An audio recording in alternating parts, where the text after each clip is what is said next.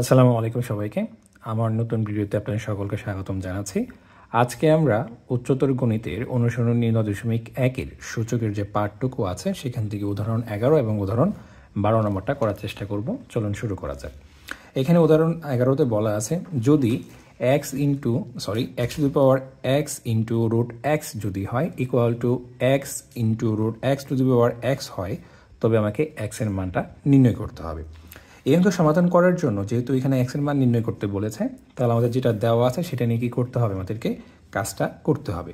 তাহলে আমরা শুরু করবো যে লিখবো এরকমভাবে দেওয়া আছে আমাদের কি দেওয়া আছে, যেটা দেওয়া আছে x to the power x root x equal to x root x to the power কত x দেওয়া আছে। আমরা এটা নিলাম।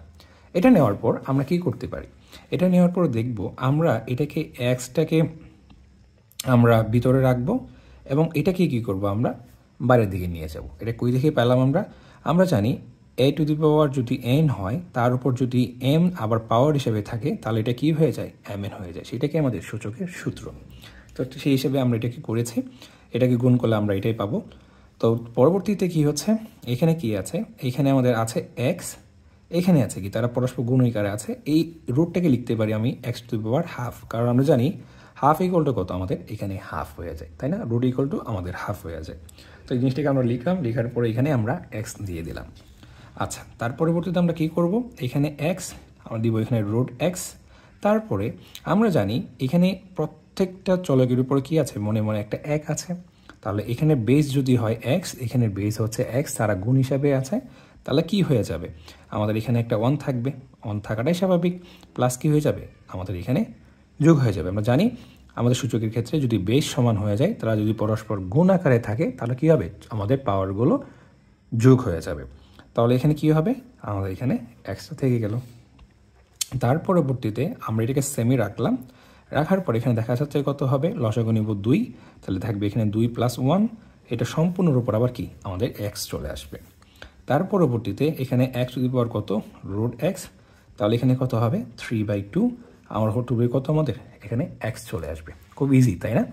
তার পরবর্তীতে আমরা যদি একটু খেয়াল করি, আমাদের এটাও কিন্তু এখানে আমাদের সেম, আমরা এই রেখাটাকে পরিবর্তন করে এক্সটাকে ভিতরে নিয়ে আসতে পারি এবং এই পাওয়ারটাকে আমরা বাইরে নিতে পারি।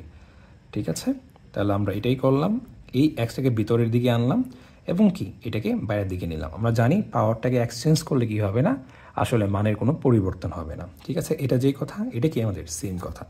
এখন খেয়াল করি, এইখানে x to the power x, এটা হচ্ছে বেস, এখানেও কিন্তু x to the power x, আমরা কি নিতে পারি, এটাকে বেস ধরে নিতে পারি। তাহলে বেস দুটি পরস্পর সমান হয়, তাহলে কি হবে, তাদের পাওয়ার দুটো কি হবে, পরস্পর সমান হবে। তাহলে এখানে কত হয়ে গেল, x equal to root x equal to 3/2 আমরা লিখতে পারলাম। এখন যেহেতু আমাকে x এর মান নির্ণয় করতে হবে, আমার তো রুট এক্সের কোনো প্রয়োজন নাই, আমরা কি করব, উভয় পাশে x দ্বারা হোল স্কোয়ার দ্বারা, মানে আমরা কি করব, উভয় পাশে আমরা বর্গ করে দিব। যদি আমরা বর্গ করি, তাহলে এখানে হয়ে যাবে আমাদের কত, 3/2 হোল স্কোয়ার। সুতরাং আমাদের এখানে x হয়ে যাবে কত, আমাদের এখানে 9/4। এটাই হচ্ছে সে আমাদের কাঙ্ক্ষিত ফলাফল। আশা করি অঙ্কটা বোঝা গিয়েছে। তারপরে যে উদাহরণটা আছে, উদাহরণ 12 নম্বর, এটা খুব সহজে করা যাবে। বলা আছে এখানে যদি a two the power x equal two b two the power y equal to c two the power z হয় এবং b square equal to ac হয়, তবে প্রমাণ করতে হবে যে 1/x plus 1/z equal to 2 কত y দেওয়া আছে। তো y বের করতে হবে। এখন এই অঙ্কের সমাধানটা আমরা কীভাবে করবো সেটা আমাকে বুঝতে হবে। প্রথমে দেওয়া আছে এখানে পাওয়ার আছে কি এক্স ওয়াই জেড, পাওয়ার দেওয়া আছে, কিন্তু এখানে বলা আছে 1/x 1/z equal to 2/y দেওয়া আছে। এই অঙ্ক করার জন্য আমাদের যে ইনফরমেশনগুলো দেওয়া আছে সেগুলো নিয়ে কী করতে হবে, আমাকে কাজটা সম্পন্ন করতে হবে। তাহলে আমরা কীভাবে করব দেখা যাক। আমরা প্রথমেই লিখব যে দেওয়া আছে, কি আছে, দেওয়া আছে, কি দেওয়া আছে আমাদের হাতে, আমাদের দেওয়া আছে a two the power x equal two b two the power y equal to c two the power z। ঠিক আছে, আমরা এখন করে নিব কি, a two the power x সমান সমান কত, b two the power y। আপত্তি আছে না? তার আমরা কী করতে পারি, এই এটাকে আমরা প্রকাশ করতে পারি কি করে, এখানে x আছে, যদি এই পারে পাঠিয়ে দিই কী হয়ে যাবে পাওয়ারটা আমাদের। আচ্ছা, আমরা জিনিসটাকে এরকমভাবে বোঝাই, আমরা উভয় পক্ষ দিয়ে 1/x দ্বারা কী করেছি, গুণ করেছি। তাহলে এখানে কি করেছি, আমরা 1/x দ্বারা গুণ করব, তাহলে কি উভয় পাশে গুণ করলে মানের কোনো পরিবর্তন হবে না। তাহলে এখানে এক্সেস কাটাকাটি গিয়ে থাকবে, এখানে খেয়ে থাকবে b two the power y/x চলে আসলো। ঠিক তেমনিভাবেই আমরা কি করতে পারি, এখানে আমরা বি এবং সিটা যেহেতু সমান, B to the power Y সমান সমান C to the power Z আছে, তার মানে এখানে C to the power Z সমান সমান B to the power Y আমরা লিখতে পারি, তাই নয় কি? আচ্ছা, তাহলে ঠিক এরকমভাবে কী করতে পারি, আমরা 1/z দ্বারা উভয়পক্ষে গুণ করতে পারি। আমি সহজে করে দিলাম, একবারই করে নিলাম, যেন আমাকে লাইনটা বেশি না লিখতে হয়। ঠিক আছে, আমরা এটাকে বি এর মাধ্যমে প্রকাশ করলাম, আমি সি ইকুয়াল টু বি এর মাধ্যমে প্রকাশ করলাম। আমাদের কাছে আরেকটি ইনফরমেশন দেওয়া আছে, কি দেওয়া আছে, বি স্কোয়ার সমান সমান কী দেওয়া আছে, এসি দেওয়া আছে। এখন আমরা এর মান জানি এটা, সি এর মান জানি আমরা এটা, আমরা মানটাকে সুন্দর করে বসাই দিব। তাহলে এর মান কত, y to the power x, c এর মান কত, b to the power y by z. আশা করি আমরা একটু বুঝতে পেরেছি। এখন আমরা দেখি আমাদের এখানে কি আছে, এখানে তারা বেস হচ্ছে আমাদের সমান বি, এখানে বেস হচ্ছে কত আমাদের বি, তার মানে বেস দুইটা সমান, তাহলে কী হবে, তারা গুণ আকারে আছে, তাহলে পাওয়ারগুলো কী হয়ে যাবে, যোগ হয়ে যাবে। তাহলে পাওয়ারগুলো আমরা যোগ করে দিলাম।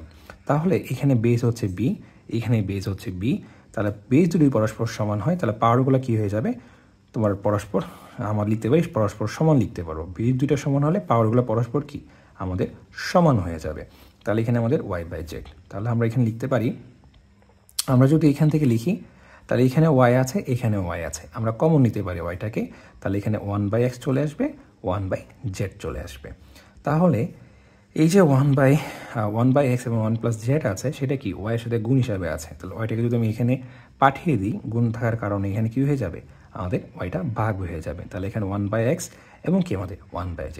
যদি আমরা খেয়াল করি তাহলে এই যে ফলাফলটা আমাদের এখানে আসলো সেটা নাথিং বাট আমাদের এখানে প্রমাণ করতে বলেছিল, তার মানে কি আমরা লিখে দিতে পারি প্রমাণিত। খুব সহজে কী করা যায়, আমাদের এই অঙ্কগুলোকে সমাধান করা যায়। আমি পরবর্তী যে অঙ্কগুলো আছে এবং অনুসরণী এবং কাজ, সেই অঙ্কগুলো আস্তে আস্তে করে ধাপে ধাপে আমার চ্যানেলে আপলোড করব। আপনারা যদি আমার চ্যানেলটাকে ভালোবাসেন, আমার ভিডিওগুলো যদি আপনারা পছন্দ করেন, তাহলে লাইক সাবস্ক্রাইব করে আমার পাশে থাকবেন। ধন্যবাদ সকলকে, আসসালামু আলাইকুম।